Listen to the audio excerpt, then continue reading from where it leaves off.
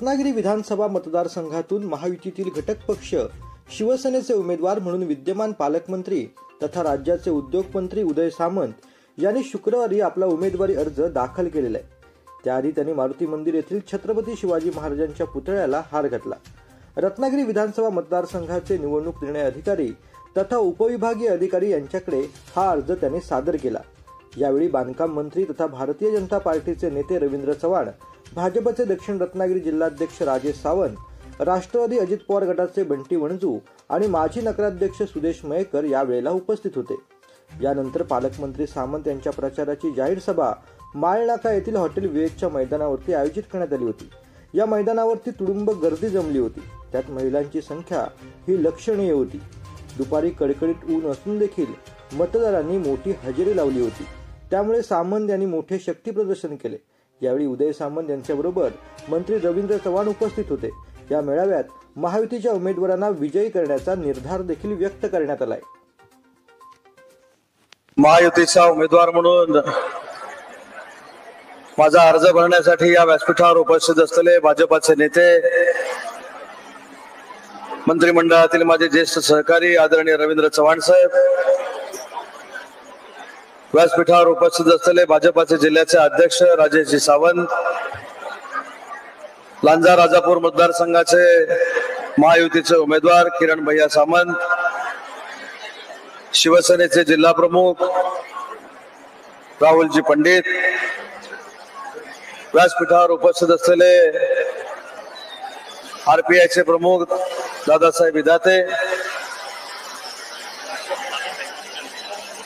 दादासाहेब मर्चंडे, राष्ट्रवादी काँग्रेस पक्षाचे नेते बंटी शेठ वणजू, व्यासपीठावर उपस्थित असलेले महायुतीचे सर्वच सन्माननीय पदाधिकारी, सगळ्यांची नावं घेत नाहीत कारण मोठ्या संख्येनं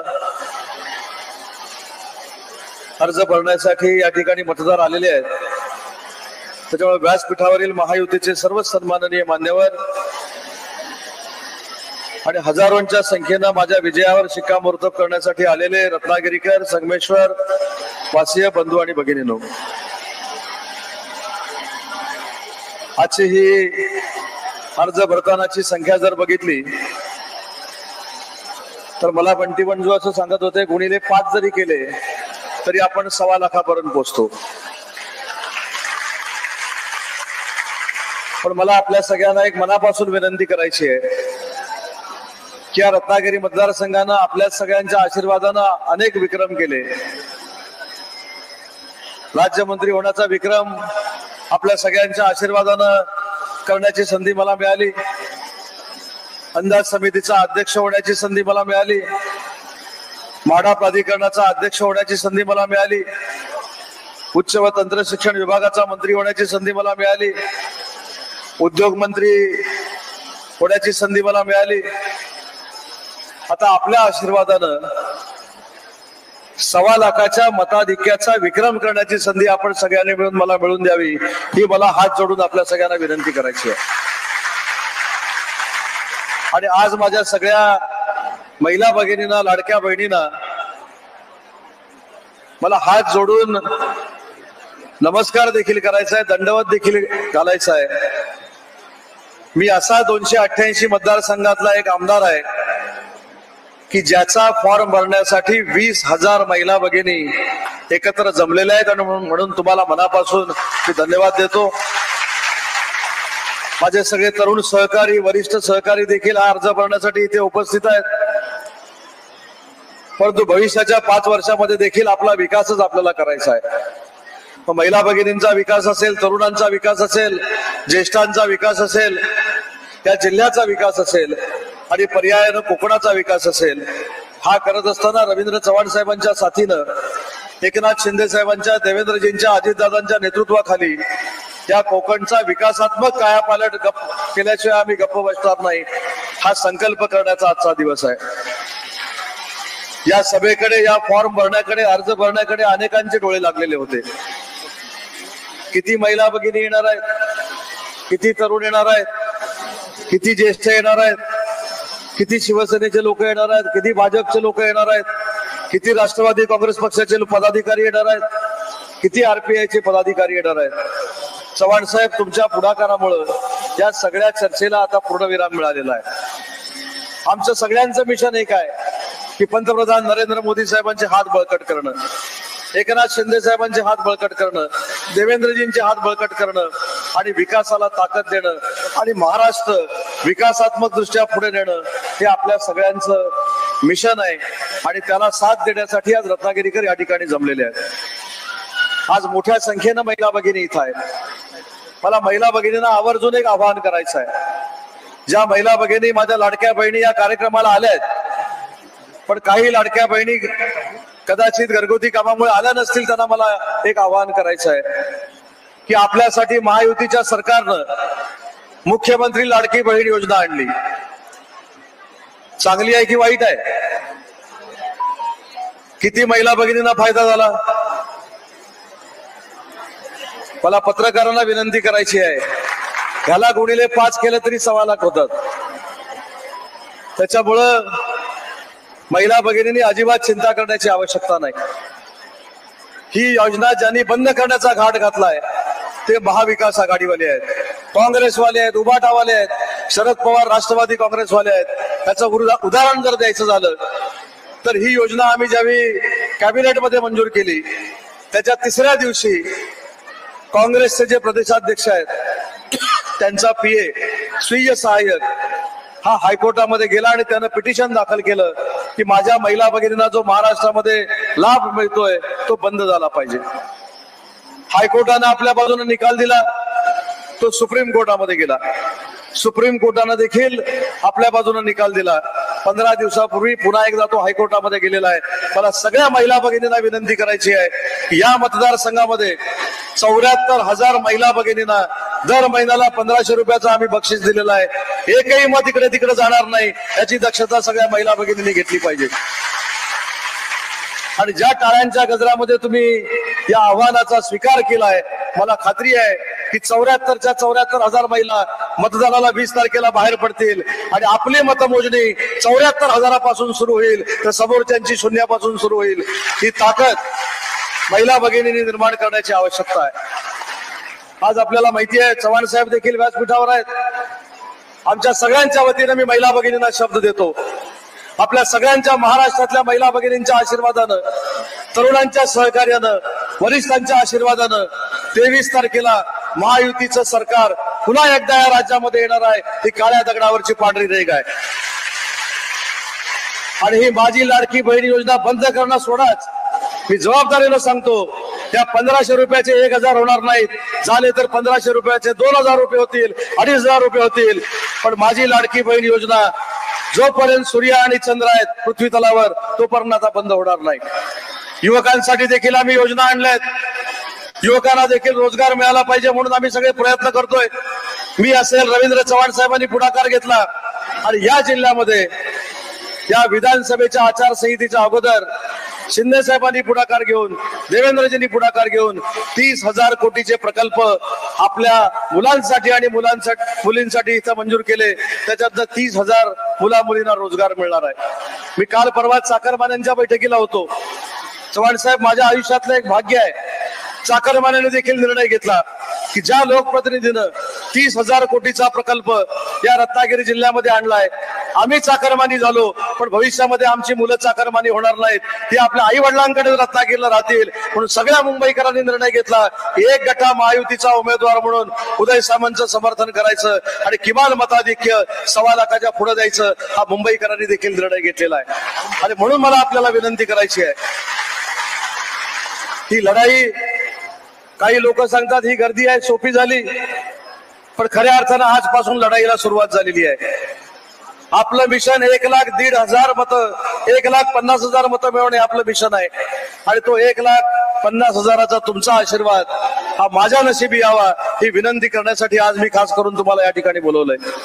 आपल्याला आठवत असेल 2004ला पहिल्यांदा मी निवडणूक लढलो, 5,500 मतांना निवडून आलो. 2009ला विधानसभा लढलो, 9,000 मतांना निवडून आलो. त्याच्यानंतरची निवडणूक लढलो, 41,000 मतांना निवडून आलो आणि मागच्या वेळची निवडणूक मी 90,000 मतांना आपल्या सगळ्यांच्या आशीर्वादानं आणि महायुतीच्या पदाधिकाऱ्यांच्या योगदानातून निवडून आलो. आपला एक कार्यकर्ता म्हणून, आपल्या कुटुंबातला एक कार्यकर्ता म्हणून, आपल्या घरातला एक आपला भाऊ म्हणून आज आपण संकल्प करूया की जे काय मतदान होईल ते महायुतीच्या धनुष्यबाणावरच होईल. आम्ही दुसऱ्या निशाणीकडे बघणार नाही. हा देखील संकल्प आणि शपथ आपण सगळ्यांनी घेतली पाहिजे. आपल्या सगळ्यांना ज्ञात आहे की 2 दिवसापूर्वी एक फार मोठी घटना घडली या तालुक्यामध्ये, असं काही लोकांनी भासवलं.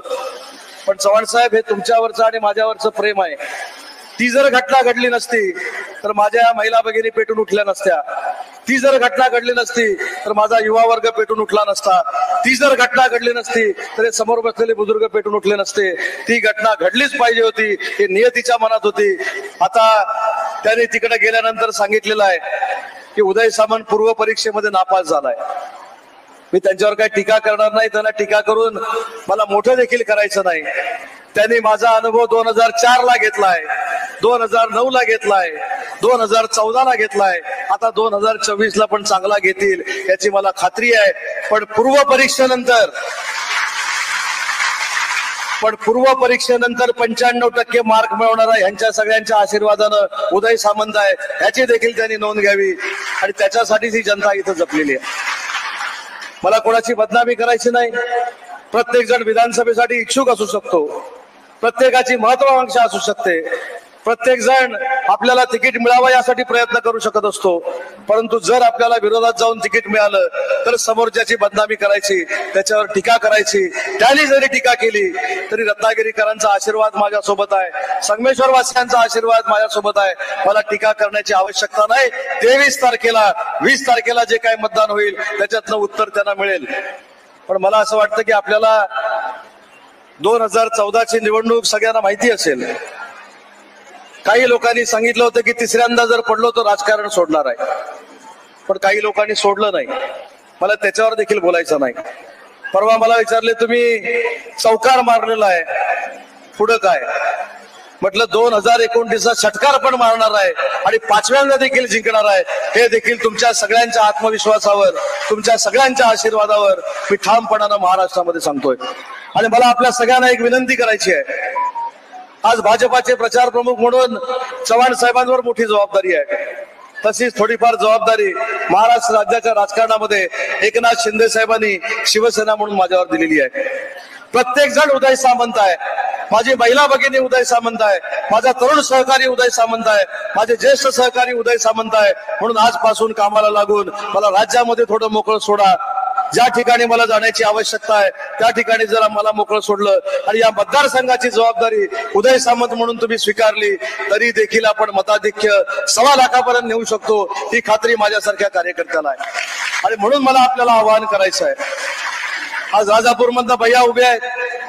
कालची तिथली जर गर्दी बघितली असती तर तो देखील विजयाचा मेळावा होता. तिथं देखील 10 वर्षाची सत्ता मोडीत काढण्याचा निर्णय लांजा आणि राजापूर वासियांनी घेतलेला आहे. फक्त 2 मतदारसंघापुरतं मर्यादित नाही तर सिंधुदुर्गातले 3 मतदारसंघ, या जिल्ह्यातले 5 मतदारसंघ आणि रायगड जिल्ह्यातले 7 मतदारसंघ, या सगळ्या 15 मतदारसंघावर महायुतीचाच भगवा फडकेल अशा पद्धतीनं आम्ही काम करतोय. आणि त्याच्यामध्ये रत्नागिरीकरांनी देखील सामील व्हावं ही हात जोडून मला विनंती करायची आहे. आपली रत्नागिरीची भूमी ही स्वातंत्र्यवीर विदा सावरकरांच्या पदस्पर्शानं पावन झालेली भूमी आहे. लोकमान्य टिळकांच्या पदस्पर्शानं पावन झालेली भूमी आहे. याच भूमीला छत्रपती शिवाजी महाराजांचा देखील वारसा लाभलेला आहे. आणि म्हणून या सगळ्यांचं पावित्र्य जर राखायचं असेल, सलोखा जर चांगल्या पद्धतीने राखायचा असेल तर महायुतीचं सरकार भविष्यामध्ये पुन्हा एकदा महाराष्ट्रामध्ये येणं गरजेचं आहे. आणि तुमच्या कुटुंबातला, तुमच्या घरचा कार्यकर्ता पुन्हा एकदा विधानसभेमध्ये जाणं गरजेचं आहे. आणि त्यासाठी आपण सगळ्यांनी मिळून आशीर्वाद द्यावेत, एवढीच मला आपल्याला सगळ्यांना विनंती करायची आहे. रवींद्र चव्हाण साहेब, आज हजारोंच्या लोकांसमोर तुमचं मला अभिनंदन करायचंय, तुमचं कौतुक करायचं आहे. पक्ष वाढवण्यासाठी सगळेच काम करत असतात, परंतु महायुती म्हणून मोदी साहेब असतील, शहा साहेब असतील, शिंदे साहेब असतील, देवेंद्रजी असतील, अजितदादा असतील, त्यांनी महायुतीचे उमेदवार जाहीर केले. आणि महाराष्ट्रातली पहिली व्यक्ती अशी आहे की महायुती टिकली पाहिजे, महायुती मजबूत झाली पाहिजे म्हणून पायाला बिगरी लावणारं नेतृत्व भाजपाचं जर कोण असेल तर ते रवींद्र चव्हाण आहेत आणि ते आज माझा फॉर्म भरण्यासाठी इथं आलेत. तुमच्या सगळ्यांच्या वतीनं त्यांचं देखील कौतुक करतो, त्यांना देखील धन्यवाद देतो. आणि चव्हाण साहेब अजून एक विनंती करतो, सार्वजनिक बांधकाम मंत्री आम्ही अनेक बघितले. मगाशी देखील पदाधिकाऱ्यांच्या बैठकीमध्ये मी किस्सा सांगितला. आज आपण सामान्यांची रेल्वे स्टेशन जी आपण विमानतळासारखी बनवलेली आहेत, ज्या सगळ्या ग्रामीण भागातल्या जनतेचा आशीर्वाद तुम्हाला देखील मिळणार आहे आणि रत्नागिरीकरांच्या शुभेच्छा आहेत. मागच्या वेळी जेवढ्या मताधिक्यानं तुम्ही निवडून आला त्याच्या 3 पट मताधिक्यानं डोंबिवलीमधनं तुम्ही निवडून आला पाहिजे, ही देखील आमची बैरीबुवाच्या चरणी प्रार्थना आहे, त्याच्या चरणी साकडा आहे. कारण असा नेता, असा कार्यकर्ता जपणं ही फक्त भाजपाची जबाबदारी नाही तर शिवसेना, राष्ट्रवादी काँग्रेस पार्टी आणि मित्र पक्षाची देखील जबाबदारी आहे. आणि म्हणून रत्नागिरी मतदारसंघाच्या वतीनं तुम्हाला देखील मनापासून धन्यवाद देतो. आलेल्या सगळ्या माझ्या मतदारांना देखील धन्यवाद देतो आणि पुन्हा एकदा धनुष्यबाणासमोरचं बटन दाबून आपल्या सगळ्यांची सेवा करण्याची संधी आपल्या उदयला मिळून द्यावी एवढीच प्रार्थना करतो आणि थांबतो. महायुतीच्या फॉर्म भरण्यासाठी उपस्थित सर्व सन्माननीय व्यासपीठ आणि माझ्या समोर जमलेल्या सर्व नागरिक बंधू भगिनी, खर तर मी आपणा सर्वांना विनंती करायला इथे आलो आहे की देशाचे पंतप्रधान आदरणीय नरेंद्र मोदीजी यांच्या नेतृत्वामध्ये आणि महाराष्ट्र राज्याचे लोकप्रिय मुख्यमंत्री आदरणीय एकनाथराव शिंदेजी, आदरणीय देवेंद्रजी आणि अजितदादा या तिघांच्या नेतृत्वातलं सरकार हे गेल्या 2-2.5 वर्षामध्ये सामान्य जनतेचं सरकार आहे. शेतकऱ्यांचं, कष्टकऱ्यांचं, माता भगिनींचं सरकार आहे.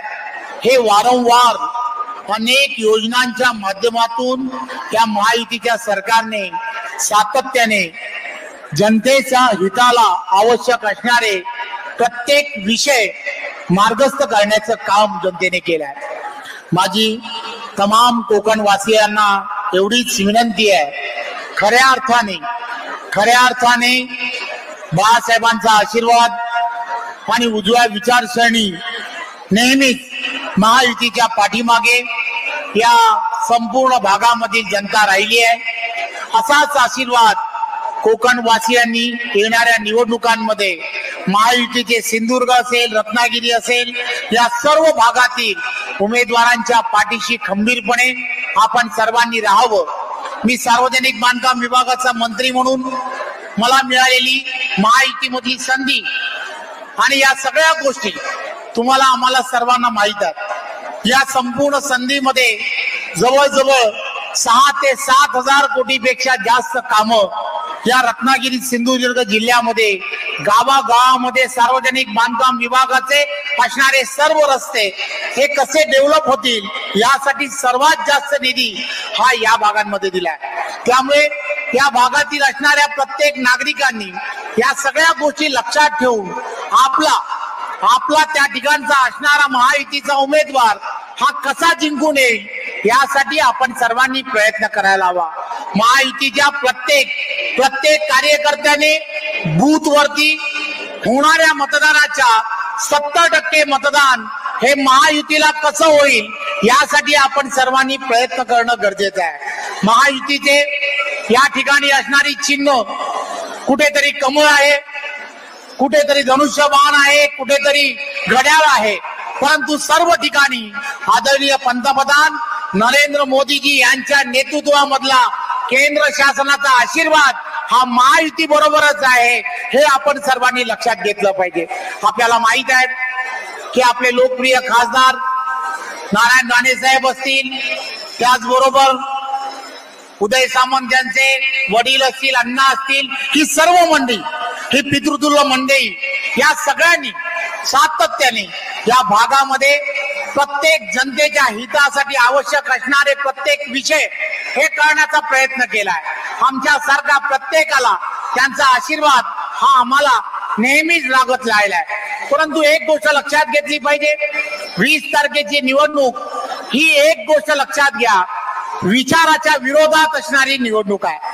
आपण सर्वांनी या सर्व गोष्टी लक्षात घेतल्या पाहिजेत। आपल्या समोरचे सर्व उमेदवार महाविकास आघाडीचे, उवाटाचे किंवा त्या व्यतिरिक्त असणारे महाविकास आघाडीतल्या प्रत्येक उमेदवाराकडे पाहत असताना एक गोष्ट लक्षात घेतली पाहिजे, स्वातंत्र्यवीर सावरकरांच्या विचाराला तिरांजली देणारे हे महाविकास आघाडीचं सरकार आहे आणि त्यामधले हे सर्व उमेदवार आहेत, याची आपण सर्वांनी नोंद घेणं हे अत्यंत गरजेचं आहे। त्यामुळे एक गोष्ट लक्षात घ्या, आपल्या समोर असणारा उमेदवार हा आपल्या बरोबर वर्षानुवर्ष जरी असेल, आपल्या बरोबर आपल्या पक्षामध्ये काम करत असेल, तरी सुद्धा एक गोष्ट लक्षात घ्या, आता ही लढाई विचारांची असणारी लढाई आहे। विचारांच्या असणाऱ्या लढाईमध्ये आपण कोणालाही क्षमा करायची नाही। 20 तारखेला होणाऱ्या निवडणुकीमध्ये महायुतीमधल्या प्रत्येक उमेदवाराच्या पाठीमागे आपल्याला खंबीरपणे उभे राहायचं आहे। या ठिकाणी उदय सामंतजी हे उमेदवार आहेत, त्यांची निशाणी धनुष्यबाण आहे। आपण सर्वांनी धनुष्यबाणासमोरील बटन दाबायचं आहे। 352 बूथ आहेत, या 352 बूथ मध्ये भारतीय जनता पार्टी असेल, त्या ठिकाणी शिवसेना असेल, त्या ठिकाणी RPI असेल किंवा त्याबरोबर त्या ठिकाणी राष्ट्रवादी असेल। कुठे कुठे आपण कमी असू, कुठेतरी आम्ही जास्त असू, परंतु ज्या ज्या ठिकाणी महायुतीचे कार्यकर्ते आपण आहोत, आपण आपल्यामध्ये एक समन्वय ठेवला पाहिजे। आपण आपल्यामध्ये कुठेही फूट पडणार नाही। मतदान पूर्णच्या पूर्ण महायुतीला कसं पडेल याची सगळ्यांनी दखल घेणं हे गरजेचं आहे। आपल्यामधला असणारा समन्वय हाच आपल्याला विजय मिळवून देऊ शकतो, हे आपण सर्वांनी लक्षात घ्या। त्यामुळे एक गोष्ट लक्षात घ्या, मी आदरणीय बावनकुळेजी असतील, देवेंद्रजी असतील, या सर्वांचा एक संदेश घेऊन आलो आहे की कोकणामधील असणारा प्रत्येक जागा ही महायुती म्हणूनच आपल्याला जिंकायची आहे। आपल्याला येणाऱ्या काळामध्ये येणाऱ्या काळामध्ये मुख्यमंत्री करण्यासाठी प्रत्येक महायुतीची जागा जिंकणं ही महायुतीच्या कार्यकर्त्याची जबाबदारी आहे आणि ती जबाबदारी तुम्ही आणि आम्ही सर्वांनी इथून जात असताना संकल्प करूया, आपण सर्व महायुतीचे उमेदवार प्रचंड बहुमताने जिंकून देऊया। पुन्हा एकदा महायुतीचा धन्यवाद।